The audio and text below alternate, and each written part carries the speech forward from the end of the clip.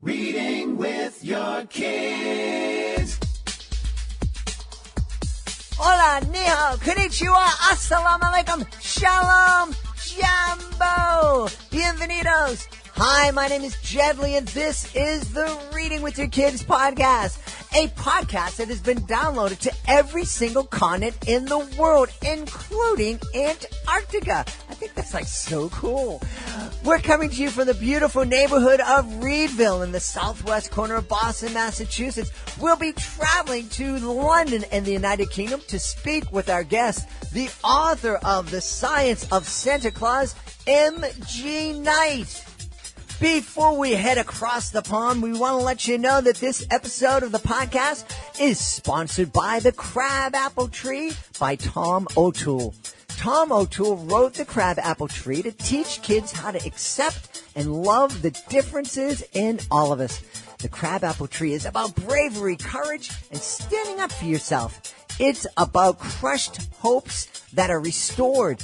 It's about the athletic girl who is told, "You're not pretty enough." Or the sensitive boy who is told, "Real men don't cry." And it's about the author, a gay boy who grew up convinced that something was terribly wrong with him. It's a story of hope deferred and a renewed belief in the fulfillment of longing. It is a story that elevates the marginalized and calls forth the ostracized. It is a story about the greatest voice speaking into the hopeless heart, saying, "I see you. I made you. I love you. I want you."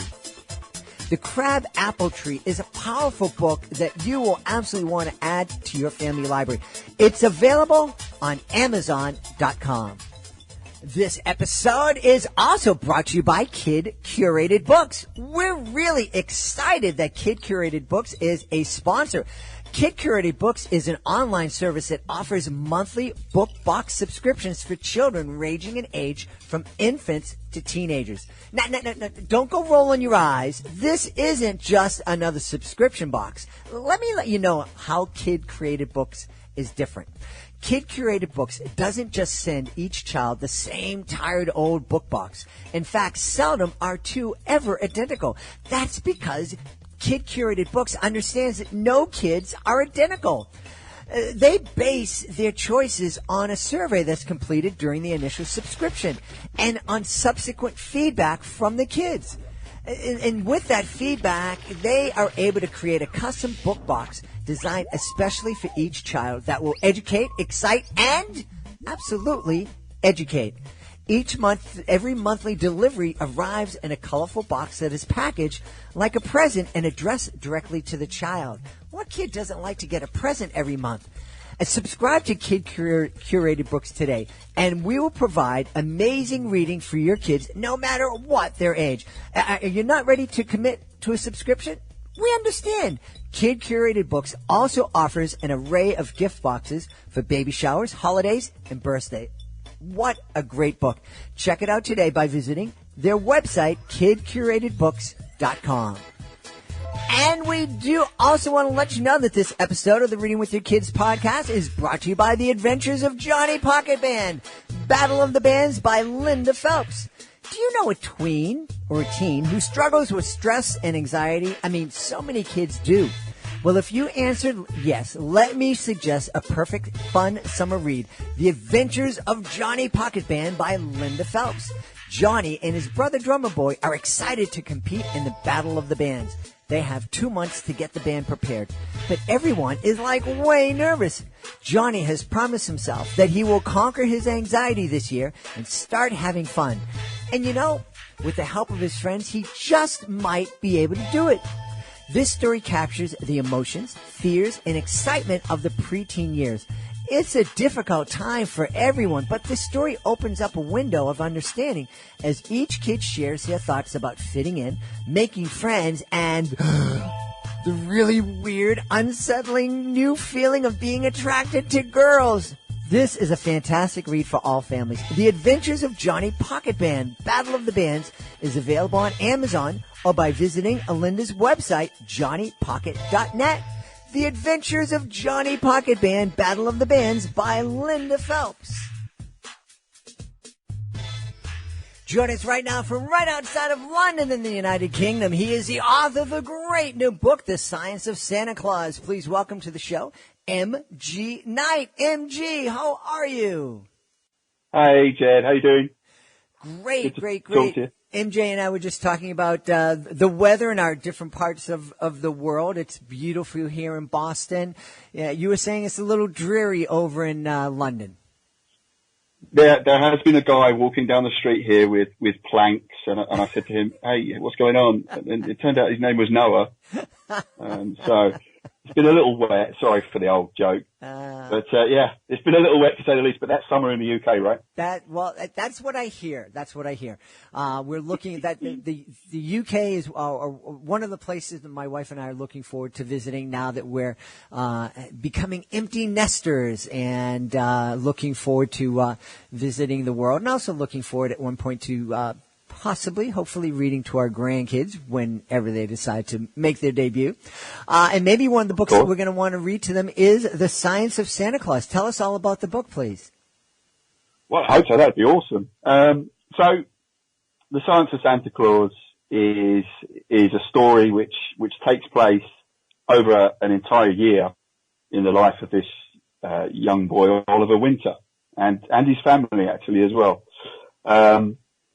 And when we find Oliver at the beginning of the story, it's that terrible night of the year that we've all experienced as kids, when it's that night just before you go back to school after the Christmas vacation, right? So you've just had the best time of the year happen, and it's kind of a complete anticlimax, and it's like, I'm going to be in maths this time tomorrow morning doing long division. I don't want this to happen.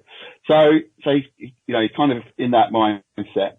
And he's around 9-10 years old, and he's at that difficult age where he's not really sure that the whole legend of Santa and, as we call him, Father Christmas over here, but all that stuff is really holding water for him anymore. He's not really sure that it's all true. But then, of course, on that last night of the Christmas vacation before he goes to sleep, there's a tap at the bedroom window, and he gets a very, very unusual visitor who lets him into some of the secrets and some of the science behind what's really going on. So that's where we find Oliver, and then it's really a journey of finding out about everything that we see is really just a little bit of a front. That's a bit of a show that's put on. Because one of the things that Oliver dearly wants to understand is, okay, this can't be magic. Magic isn't real. You know, he's a budding scientist. He loves biology. He loves chemistry. So he's gifted a microscope that Christmas by this mysterious organisation called the Order of St. Nicholas, and they're trying to inspire him to become the best person that he can be. And that's really what a lot of the book is about. And it's also about trying to spread that message of kindness throughout the year. And our sort of strapline is Christmas is not just for Christmas, you know. That's what it's all about, for us, with this whole saga of the Winter family that's going to continue from this book onwards. Well, I love that message, and it really is, to me, that's the most important aspect of Christmas, is to, if this is such a big deal, if this birthday that you're celebrating is so important, then why don't you really embrace the message and share your love with everybody throughout the entire year?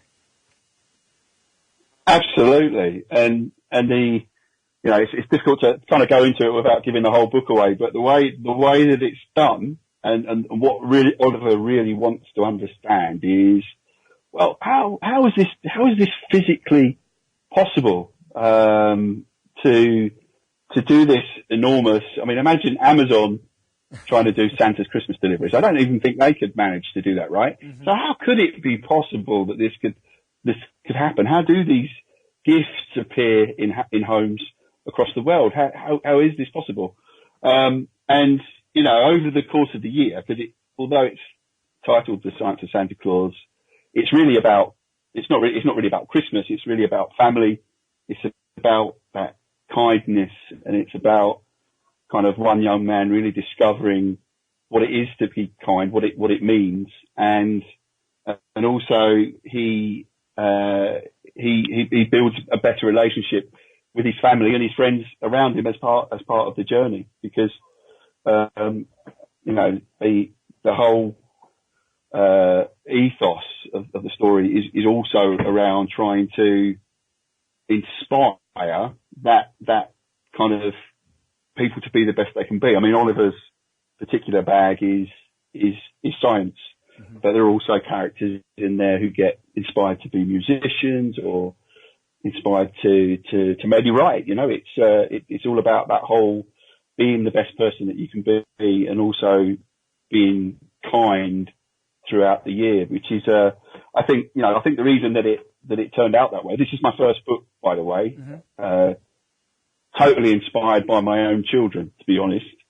And it was really kind of looking at the world as it is today and thinking, well, what can we do to make children understand that there is another way, there is that kindness out there, when a lot of what we see around us can be a challenge to explain to them what's going on, in the world today. We've all seen it as parents, yeah. those kind of difficult conversations. So yeah, that's really what we're trying to get to in terms of message is the kindness, and also inspiring people to be the best that they can be, as I say. Yeah. You bring up a couple of points, and there are a number of things when I was listening to that kind of popped into my head, and I think a lot of times parents are guilty of this, adults are guilty of and part of it's because of the media and that whole if it bleeds, it leads kind of ethos that drives a lot of the media, so that they only report on the bad things, and it's it's only the tragedies, and it's only the terrifying things.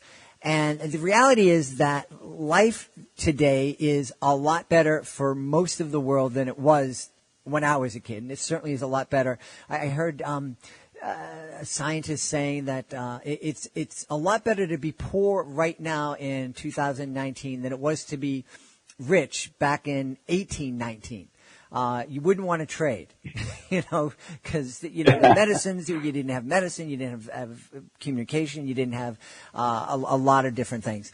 But we don't kind of focus on that. We focus on the negative. And one of the things, when I'm out and kids are telling me when they're seeing my educational magic shows, oh, it's so crazy, you're doing such magic, and that magic is so amazing, and they're all running around with cell phones in their pockets, and I always oftentimes say, that thing in your pocket, that's real magic, and not being able to send a video around the world. It's just the people that are involved to make that happen.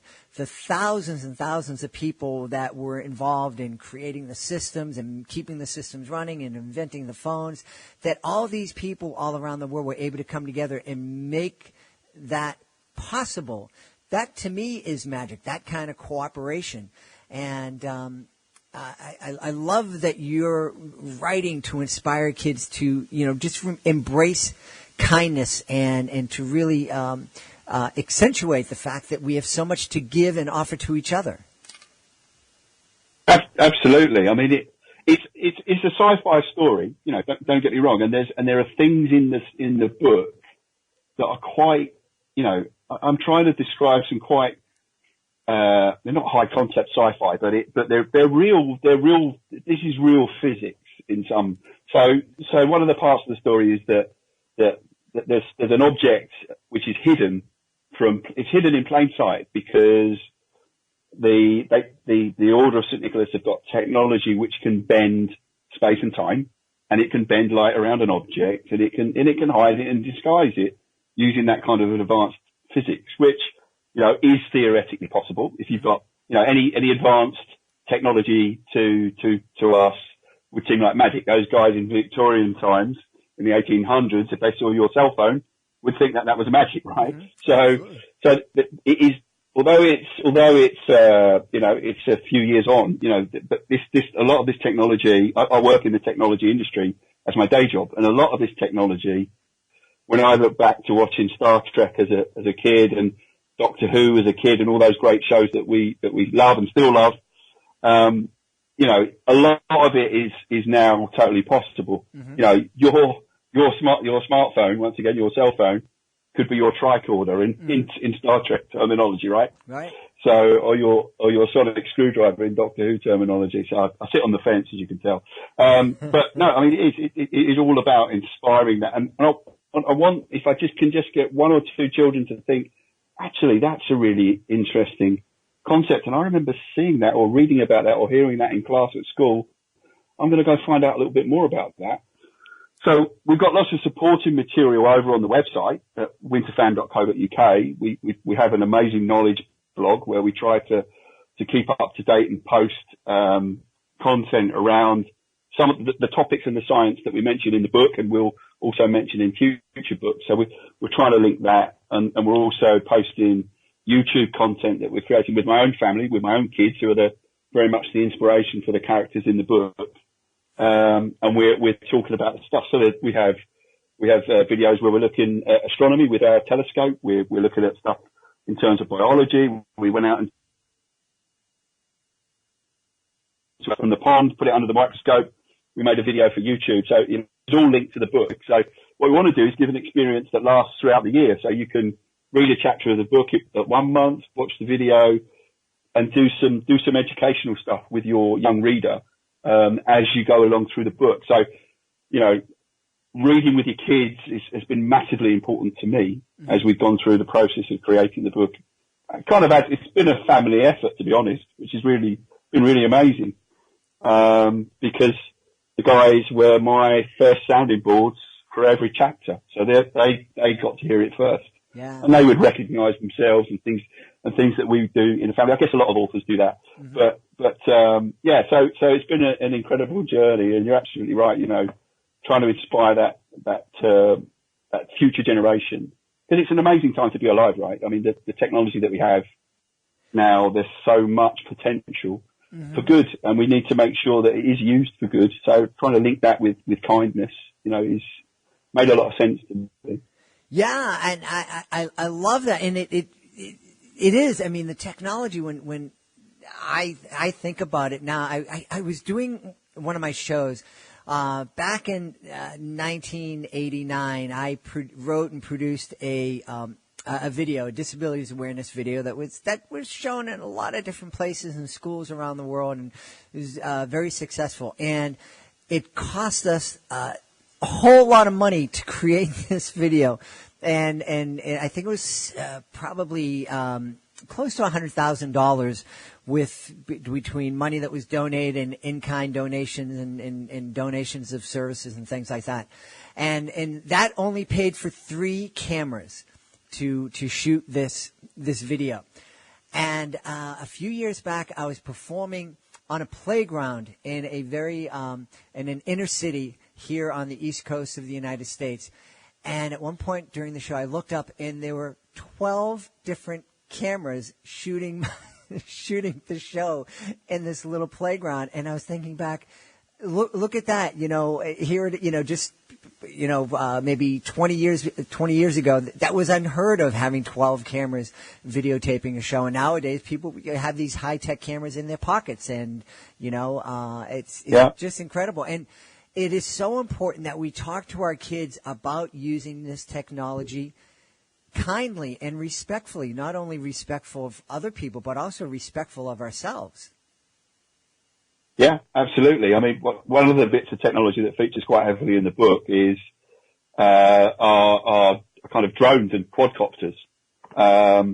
And at Christmas time over here in the UK, we had a terrible experience where the whole of Heathrow Airport was literally shut down because of the misuse of one of these pieces of technology. There were drones flying in the area. You can't fly. So, people's holidays were ruined. It was a real bad time for a lot of people over here, because of that. And they never really got to the bottom of what was going on. but again, it's responsible design. A lot of it is about responsible design. It's for, that next generation of innovators to actually put in the safeguards. Mm-hmm. So why not put geofencing technology into your drone or your aircraft, whatever it might be, and which means it can't fly within 5 kilometers of an airport, for example. There are ways and means that you can build this stuff into technology to safeguard everybody, and use it responsibly. Yeah. So it's an important point. Yeah, I think a lot of times scientists and engineers, they get so excited, I can do this thing, without asking the question, should we really be doing this thing? Yeah, absolutely. Absolutely. Indeed. Well, I'm excited about this book. Now, what age group did you write The Science of Santa Claus for? So at the time, I very much had my own kids in mind, and at that time they were kind of 9 and 11, 12. So it is for that sort of middle grade kind of age group, you'd say. And it's as I say, the kids themselves were a huge part of the process, and I've been lucky to be able to share it with a lot of kids of their age, and it seems to have gone over really well and struck a chord with those children that have read and enjoyed it. Yeah. Across the month since we launched. It's only been out and about around in the world since last November. We published just before Christmas last year, and it took 2 years in the making. So you know how these things go. Sure. It's a long journey. And what you saying that that your kids and your family inspired you? Did you always think about being a children's author? No, I mean I've dabbled in various things, mainly writing comedy, and I'm told there's a lot of humour in the book, which is good, which means I must be doing something right. So that there's a lot of dialogue in the book, which I've tried to make. As you're always trying to make your characters real, but it's based on what goes on in our house and in our family and with the people that I know. It's the way we roll, right? So there's a lot of banter and a lot of fun conversation in there. There was a few jokes in there that the best editor in the world, my wife, of course, made me filter out before they got past. they got out in front of the public. You can't take the gag writer out of me, unfortunately. It sometimes creeps back in. But no, I mean, this is very much my sort of first attempt at writing a piece and getting it out there. And I think because kids become such a huge part of your life, obviously, and it just felt natural. I mean, they say write about what you know, don't they? It's that old adage. And what you know about most when you're a parent is family life, right? So it just seemed the most natural thing in the world to try and craft a story around family. Yeah, absolutely. It's you're talking about your wife being your editor. I've had many of those conversations with my wife telling me, no, you run those jokes by me before you present them to some kids at a school. And she's always right, because sometimes I don't, and it's a mistake. Yeah, there was one line that stayed in the book that she dearly wanted me to take out, but I put my foot down, and it's something a little terrifying happens to someone in the book, because a bit of technology gets misused, unfortunately. That's what the villains use in the book to try and bring down the mysterious order of St. Nicholas. But some coffee is spilt, and I managed to keep the line Macchiato River in the book somewhere still, I think. So look out for that when you get there. And if you tell me what page number it is on Twitter, you win a no prize. Fans of Marvel will know what a no prize is. Well, you mentioned that there are resources on your website. Tell us about the website and where we can find it. Yeah, so it's winter, winterfam.co.uk. And yeah, we have an awesome knowledge blog, which is all about resources for and posts around technology. This last weekend just gone, we posted some content about a citizen science project, which is going on in conjunction with a TV show running here in the UK called Spring Watch, which is all about science and nature and ecology and the natural environment. And some great fun activities to get out there and do with your kids around surveying the garden. So you sounded like you have quite a large garden, Jed, so it might take you a while. But doing great stuff like going and digging up and doing a survey on a kind of 30 centimetre by 30 centimetre patch of ground, looking for earthworms. What kid wouldn't want to do that? Mm-hmm. But it's also, you can then go and input the data that you capture. How many worms between 2 to 4 centimetres did you find, for example? And that's real science that's being done. So we're trying to promote scientific thinking, scientific methods, as well as the technology piece. So we've got, it worried me that kids didn't really understand that we've landed on the moon, Jed. It was such a long time ago. Mm-hmm. And I'm just like, well, you look up at the moon and, you realise that people have gone there, right, and walked on that. And what an amazing thing that is. And it worried me that kids might not realise that had actually happened and wouldn't think it was a big deal. So we did a post about that and future missions to the moon. And then virtual reality is a big part of the second episode of the saga of the Winter Family. It's going to be a big part of that.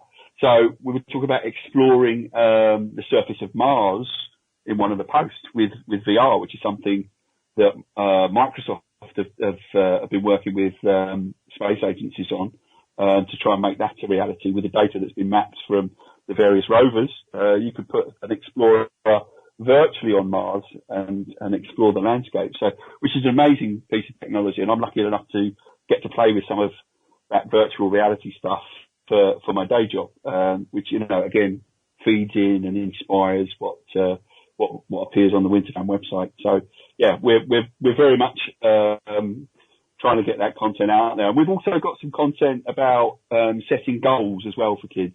Oh. So if you go take a look on the website, we've got some activities that you can download around goal setting for kids in a positive way and in a fun way as well. Not trying to make it like, oh God, Dad's trying to sit me down and have a goal setting conversation again. Actually, let's just do some colouring and cut out some cubes and actually think about it that way instead. It's a bit more of a fun approach. So we put some of that stuff up as well, because we know that's an important thing for parents, and as parents ourselves trying to get kids to think about, well, what is it you want to do in life long term? Where are you going? Which may seem, it's a little early for kind of 9 to 10 year olds, but for me, it's always good to have that in mind, because you can structure so much of what you do outside of school to try and build towards those goals, and being focused is on achieving your goals is an important thing these days. If you want to be a success. Tell us why you think that is so important. I agree with you, and there's a lot of science to back it up too. But just to share with us why you think it's so important to get kids thinking about goals and to have dreams. Yeah, to have dreams, totally. I mean, if I look at my own experience, that's what I draw upon for this, because I didn't really have much guidance in terms of, in later years when I was in my teenage years and going through towards the end of school. I didn't have that guidance. I never really had anyone to say, okay, what is it you enjoy doing in school or outside of school? Because my answer would have been, strangely enough, well, actually, I like to write stories. Mm-hmm. Can I get a job? Can I get a job doing that? And obviously I was aware, I could have gone down a journalism track or gone down a track of this or that, but it wasn't a big thing, and it wasn't really that I was sat down and had that good conversation about, well, what do you want to do? So it's something that I've always tried to do with my own kids, is to say, look, whatever you do in life, you need to make sure it's something that you enjoy, mm-hmm. because you're going to spend a lot of the rest of your life doing it, and you want to bounce out of bed in the morning and not roll out of bed in the morning like you see Dad do sometimes. I mean, we all have mornings like that, right? But it's so important to be able to be doing something you love and enjoy, mm-hmm. and to be happy and centered in what you're doing. So that really, from my own experience, that's what kind of inspired us to post that content on the site, which we call it life blocks, because it is, our tagline for it is building a solid plan, because you literally build some 9 cubes and write your various categories of things that you need to do to achieve your goal, whatever that might be. Your goal sits in the center of the 9 cubes, and you try and you pick out, who are the important people who are going to help you achieve what resources am I going to need. Those sorts of things, those sorts of questions you need to ask and really focus in on achieving that goal. Because you might say, I want to be a Formula One driver, or I want to be an astronaut. If that's really your goal, that's what you want to achieve, then why shouldn't you start planning at the age of 9 towards getting there? Because learning to fly a plane is not that easy to do necessarily. It depends where you come from. But you're probably going to need that if you want to fly to the moon, right? You're going to need to be a test pilot or, this, that and the other. So, it's all about thinking and getting started early for me, and drawing on my own experience of really not having that structure, and trying to push, move myself down a positive track. Yeah. Absolutely. Yeah. And in my own family, my daughter knew from middle school what she wanted to do, and she worked at it, and it was successful for her. And she's, she's right where she wants to be right now. And it's wonderful. And I always tell kids, it doesn't matter if your dream changes, from year to year, month to month, or even week to week. If you have something and you're working towards it and you have some focus, then you have that, as you said, you're more likely to bounce out of bed in the morning, spring out of bed and get into the day. And there's a lot of science that shows that kids are happier and they do better in school when they have those dreams and goals in mind. Absolutely. Totally agree. And sort of just getting back to the book and the story, that's a lot of what this mysterious organisation that's behind Christmas, they're everywhere. Look behind you. They're trying to inspire by gifting this stuff that's going to ultimately lead people to think about their goals. So, ultimately Oliver will become a scientist. He'll be an incredible physicist when he grows up. The young girl that joins the school that he befriends, that no one wants to speak to, that's new and no one likes. He befriends her. They have a conversation. She becomes interested in chemistry. She asks him, "What's a compound, Oliver? What are you talking about?" Because he says, I want to create a compound where I can make people invisible. And she says, "What do you mean by compound?" And it's at that moment that that spark of like, well, that sounds interesting. What does he mean by that? And then that conversation, and then her character develops, or will develop later into moving towards where she wants to be. So that's very, very important to us is having that relationship between your goals and your dreams and moving in the right direction. Yeah. Talk about, it's like a gift that keeps on giving. The Science of Santa Claus. What a wonderful book for a family to sit down and co-read together, or even read aloud together. It's just so many different ways, so many different conversations you can have. The conversation about being kind to others, being respectful to yourself, using technology respectfully, being interested and curious, and opening yourself up to dreaming and to setting goals. And it's a brilliant work, and I'm so happy that you've come on to tell us about this. Well, thanks. That's great of you to say. I mean, the other aspect, I guess, of it as well is we are talking about. I mean, we're talking about St. Nicholas. You mentioned earlier in the podcast about Christmas being about a birthday. So I'm not about trying to push religion onto people. We're not a particularly religious family, but it's as I wrote the book, I realised that it is a big foundation of my life. Thinking back, and it is a big part and related to Christmas. Obviously, we have the whole commercialisation of it, but the key message of being kind is what it all boils down to, and that's what that particular faith, and all faiths really boil down to. They all share the same, very similar message. Yeah. And I couldn't escape couldn't escape those thoughts and feelings when I wrote the book. So there is a part in the book. Oliver's a bright kid. He questions the world, which is what leads him onto this path. And there's a moment towards the end of the book where he's out. He's at church with a group of his friends in the Cub Scouts, and he has that little conversation because he can't.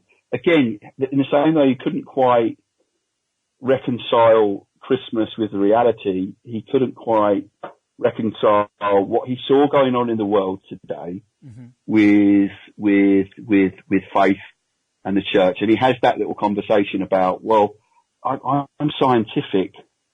I have a scientific mind. Can I really also have a faith? Because these things don't necessarily marry up. But the way he looks at it, he talks to the priest and he ends up coming to the conclusion, well, actually, I've just spent a really nice evening here in the company of my friends at this church service at Christmas time, because it's towards the end of the end of the book. And he says, well, actually, if this is what this is about, it can't be all that bad. There's something in this. Mm-hmm. So I just wanted to put that piece in the book, really, just to give a nod to that, because it is a lot of, I don't want to give away the huge secret that's in the book, but this is about St. Nicholas. There are parts of the book that talk about that original saint and what he did, which was an incredible journey of discovery for me in terms of doing research on the original St. Nicholas and what the legends and stories around him. Mm-hmm. That had to be part of it. So so I hope that people again will sit down and, as you say, share it with the children and have those conversations about how science and religion, what they mean, and how they can coexist. Because it's a big part of the modern world. You look around, as we said, there's some terrible things that happen. There's also some wonderful things. So, that's very much part of what we want people to talk about and engage in that conversation. Yeah.